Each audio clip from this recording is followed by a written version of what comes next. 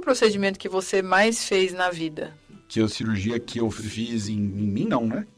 Não, nas pacientes. E você? Nada, né? Você fez Botox. Pois é, mas abandonou o tratamento também, não deu continuidade. Vamos ter que fazer, né? A cirurgia que eu mais fiz, talvez a cirurgia que eu tenha minhas 10 mil horas hoje já e com folga, é lipo HD, né? É a cirurgia que eu me dediquei muito, acabei focando muito, né? Em virtude daquilo que eu percebia que eu conseguia realizar além, né, do ordinário, além do normal, e acabei focando muito, né? Isso realmente me deu mais, não só experiência, me deu tranquilidade para trabalhar em casos, situações mais difíceis, casos mais complexos. Então, principalmente cirurgia de contorno corporal, em específico lipo HD, é a cirurgia em que eu me aprofundei mais, assim. Certamente aqui eu tenho mais horas de voo. E outra coisa, os pacientes vêm muito, assim, e ficam com medo no jornal, no noticiário, notícias sobre morte em cirurgia plástica, que sempre que acontece faz o maior alarde. Por que isso acontece, né? Por que essas notícias fazem esse alarde tão grande que acabam fazendo com que pareça que é uma coisa frequente? Ninguém gosta de noticiar o sucesso dos outros, né? Ninguém gosta de noticiar fulano fez uma cirurgia, está extremamente feliz e vive uma vida extraordinária, né? Esse tipo Essa notícia não passa. Pois é, curioso, né? Mas a notícia de que alguém, né, teve uma complicação fatal, as pessoas gostam de saber porque é a média. É a média que quer puxar os demais para baixo. Não estou dizendo que quem está assistindo deve obrigatoriamente fazer. Deve, de fato, se tiver indicação, boas condições de saúde, procurou um bom profissional, encontrou, as ferramentas estão aí, né? Mas essas do noticiário, muitas vezes, quando a gente vai ver, às vezes o médico não era cirurgião plástico, nem tinha... Acontece muito, né? Acontece também. Não vou dizer que obrigatoriamente sempre deve ser assim. A cirurgia plástica é uma atividade como qualquer outra e tem riscos, como qualquer outra coisa que a gente faça na vida, como uma viagem de carro, inclusive menor o risco. A questão é, os riscos são muito baixos quando eu obedeço uma série de critérios, né, para realizar aquele procedimento. O problema é quando não obedeço esses critérios. Normalmente complicações fatais, eles são uma corrente de fatos não esperados, né? Por exemplo, um acidente de avião, para acontecer, precisa acontecer uma corrente de erros, né? Normalmente, um erro isoladamente não causa uma complicação fatal, um evento fatal em aviação. E na atividade médica também. Aquele negócio que eu estava dizendo no começo, o aprendizado mais doloroso para nós é saber dizer não. E muitas vezes o paciente chega pedindo, né? Eu quero fazer, aproveitar que eu vou parar, eu já quero fazer o peito, a barriga. E o paciente muitas vezes não tem a menor ideia do que ele está, né?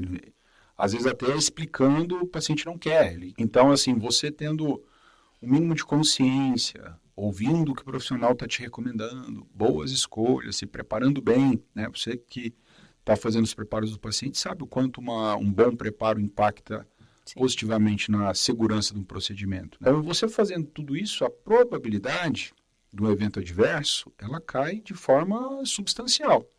Agora, se a gente não faz nada disso, né, naturalmente a gente corre mais risco. Já é uma parte da nossa missão, né? Outra pergunta pessoal. Quais são os seus valores pessoais que são inegociáveis? Inegociável honestidade, família. Inegociável transparência, inegociável compromisso. Ponto-chave que me fizeram chegar até aqui e que dificilmente eu vou abandonar para chegar em qualquer outro lugar que precise chegar. Não me vejo sendo diferente disso, né?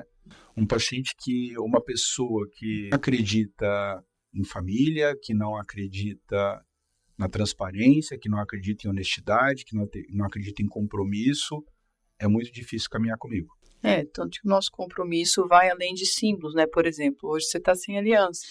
É uma coisa muito variável, gente. Vocês vão ver que tem... Cirurgião. Tem dia que ele está de aliança, tem dia que ele não está, hoje ele não está. Você operou ontem, então sempre isso, é que eu operei ontem. A aliança mais valiosa é aquela que a gente faz com Deus, é aquela que a gente carrega no coração. Sim. Né? Então, aqui a gente carrega no dedo.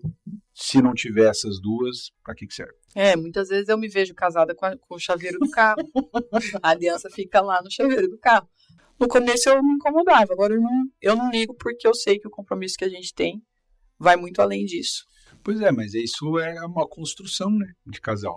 Você fica apegado a símbolo quando você não entende o fundamento. Quando a gente passa a entender o fundamento, os valores, aquilo que me ancora, eu falo para você, para eu quebrar a minha aliança com a família, eu preciso ter quebrado a minha aliança com Deus, entendeu? Então, assim, é uma aliança muito mais forte e é inegociável. É quase inquebrável se eu não tiver que mudar a minha identidade. O que importa para mim é o fundamento, né? A minha identidade. Por isso vocês vão ver, gente. Tem vez que tá de aliança, tem vez que não tá. Eu olhei aqui, ó, não tá hoje. A equipe que acompanha você no centro cirúrgico diz que você canta no centro cirúrgico. Que tipo de música que você mais gosta? Uma coisa que é um hábito que eu assumi, assim, que me ajuda.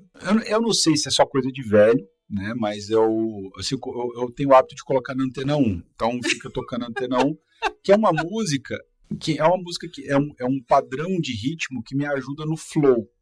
Porque normalmente quando eu estou em cirurgia, eu estou em flow. O que é flow? A gente fica num estado de consciência diferente, você fica muito focado. Normalmente eu não estou, assim, eu me comunico por gestos, né, quando a gente está em cirurgia. Então, às vezes eu só levanto a mão e faço alguma coisa assim, o instrumentador tem que saber o que eu estou pedindo. A Ana lê pensamento também.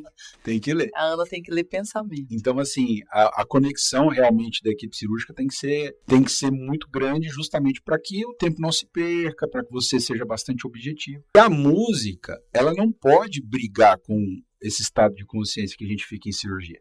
E às vezes, assim, quando a música entra, você meio cantarola, assim, na cabeça, é meio que num estado de flow mesmo, entendeu? Então, às vezes acontece, mas às vezes eu não tô nem prestando atenção na letra, é só o flow. Mas às vezes as pessoas não sabem, mas você tinha uma banda, né? Na faculdade. Eu tocava baixo, eu aprendi a tocar violão sozinho, né? Depois aprendi a tocar baixo porque é parecido ali. Fazia back vocal, você não era vocal? Ou você cantava algumas? Não, eu cantava algumas. E aí continuou cantando no centro cirúrgico agora. Assim, mas eu acho que tem a ver com essa coisa a música, para mim, ela faz parte desse estado de consciência, que é um estado de consciência que me leva assim, para uma percepção artística mais apurada, sabe? Então, quando você fica... É o flow mesmo. Quando você fica em flow, com a sua percepção artística mais apurada, você, às vezes, meio que cantarola por... Assim, é difícil explicar. Quem toca alguma coisa aí, quem tem esse lado musical mais vivo, vai saber o que eu tô querendo dizer. Mas é por conta do flow, é o estado de flow. Tem algum momento da sua carreira ou algum caso de algum paciente que foi marcante para você, que te marcou mais? Teve recentemente a paciente que veio de fora fazer cirurgia conosco e o paciente veio fazer de fora, fazer cirurgia, era 20 e poucos dias de cirurgia, começou lá o inchaço na perna, algo que... E aí, no dia, o paciente comunicou com a nossa fisioterapeuta, só falou, será que isso é normal? Na hora ela me mandou, sem o paciente saber, a gente já entrou em contato com um profissional vascular, o profissional vascular foi na casa do paciente, coisa de horas, e a gente conseguir resolver de forma muito precoce, às vezes ali uma complicação, mostra que esse estado de sincronia que a equipe entra, em entender aquilo que precisa ser valorizado, dar atenção para o paciente, quando precisa ser dado, aliás, todos os momentos, mas principalmente naquelas queixas que têm muito valor. Sinal de alerta. Sinais de alerta, isso realmente, assim, me marca porque mostra que a gente evoluiu para além de um simples amontoado de pessoas, né? A gente é, de fato, uma equipe em sincronia e antenada às necessidades do paciente. Então, inclusive, a gente não estava nem em Londrina, né? Pois é, a gente estava num evento e em horas já tinha lá um colega fazendo diagnóstico, o paciente já sendo medicado. E assim, poupa muita dor de cabeça em situações que muitas vezes podem se complicar e não complicam porque a gente tem uma equipe em sintonia, em sincronia. E aconteceram, por exemplo, mesmo um paciente, quando tem alguma coisinha diferente na pele, a equipe já está antenada, já entra em contato com o pessoal da hiperbárica, enfim, alguma série de coisas já acontecem ali de forma sistemática e organizada, com único e exclusivo benefício e segurança do paciente. Esse é um outro pilar que para mim é negociável na cirurgia, que é a segurança. Nós, no Polivisa Geral, somos muito chatos com isso. E para mim não existe um resultado excelente sem um nível de segurança extraordinário. Então, isso realmente me marca, porque são situações de dificuldade técnica e que muitas equipes poderiam bater cabeça, demorar para fazer diagnóstico, ou subestimar, achar que é loucura do paciente, coisa do tipo. E ter uma equipe antenada a esses detalhes me deixa muito feliz, me marca positivamente. Tem sonhos profissionais que você ainda quer realizar? Meu sonho profissional, ele é menos egoísta hoje, assim, no sentido de, do ponto de vista de reconhecimento, eu já atingi dentro da minha área bastante reconhecimento técnico, enfim. O meu objetivo profissional, ele está em construir algo que não faça só sentido para mim, mas faça sentido para mais pessoas, que ajude outras pessoas profissionais a se encontrarem, em ser um bom profissional, mas formar excelentes profissionais também. Está mais em ser um bom líder hoje do que ser único e exclusivamente só um bom cirurgião. E agora, nessa pergunta não estava aqui, mas e pessoais? Sonhos pessoais que você ainda quer realizar? O meu principal desejo é que os nossos filhos cresçam bem, felizes, tenham uma família também tão rica e feliz quanto a nossa. Financeiramente, para mim, hoje eu vejo o resultado financeiro como um troféu, né? Tipo, quer dizer que nós estamos fazendo bem para outras pessoas, nós estamos fazendo sentido para mais gente, nós estamos ajudando pessoas a alcançarem aquilo que elas vieram aqui buscar. Estou mais nessa vibe. Meu sonho pessoal é que a gente tenha não só essa clínica, mas várias. O que você faz quando não está pensando em trabalho? Gente! Essa eu queria perguntar, eu até pus um asterisco. Não, eu gosto de atividade física, mas o que é pior?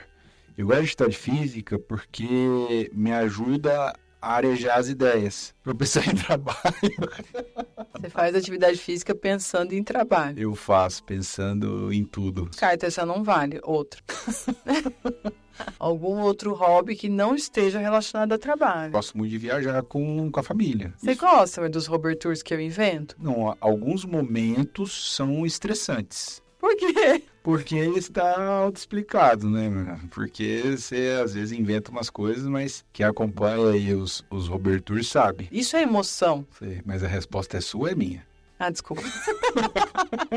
Então vai. Não, é que assim, realmente eu gosto de viajar, Esse é um dos momentos que às vezes eu não tô realmente pensando em trabalho. Quando a gente viaja. Enquanto a gente viaja. Ou seja, 4 ou nós dois. As duas coisas. É bom porque me ajuda a desligar um pouco. Mas nós dois, muitas viagens nós dois, são a trabalho às vezes. Mas eu gosto mais quando é só descanso. É raro, às vezes. Ultimamente a gente não tem tido muito tempo para fazer viagem só e descanso. Ah, então precisamos, né? Essa última de São Paulo foi tensa, né? Você foi ver meia-noite que você não estava no voo do outro dia da volta. Essas coisas você gosta de planejar, né? Planejei, no meu plano dava certo, você estaria no voo, mas aí no plano da Latam não. E uma outra pergunta, sobre rede social, né? Queria saber a sua opinião. Se a rede social afeta a visão e a aceitação das pessoas que elas têm do próprio corpo. Na minha opinião, assim, as pessoas acham que a rede social é o mal do século. Eu acho que a rede social amplifica algo que a pessoa já tinha com ela mesma, assim. É óbvio, se você vê mais, se você... Aumenta muito a comparação e muitas vezes você está comparando com algo que não é real. Não. Tem muita gente lá que põe um monte de fio Não, e as tem pessoas às isso. vezes se comparam com isso, né? Então, mas o que vem antes, né? A dificuldade da pessoa de se autoaceitar ou o fato dela ver e se comparar? Mas eu acho que a rede social amplifica muito. Então, quem tem, por exemplo, algum problema de autoimagem, vai estar escancarado. E isso fica mais escancarado, fica mais revelado nas redes, né? Mas a sociedade está doente, não é de hoje, né? Bom, eu acho que era isso que a gente tinha para perguntar. Aqui tem uma pergunta, como que eu convenci você a fazer a minha cirurgia? Na verdade, eu não convenci, gente. Simplesmente eu falei, Botou na agenda. Põe na agenda. Não teve convencimento. Eu estava lá na agenda. E aí você foi, a paciente era eu. Não, você sabia antes, mas enfim. Você não teve opção, como eu te falei. Você teve opção na hora de escolher a esposa, mas depois, como paciente, não tinha mais opção para ele.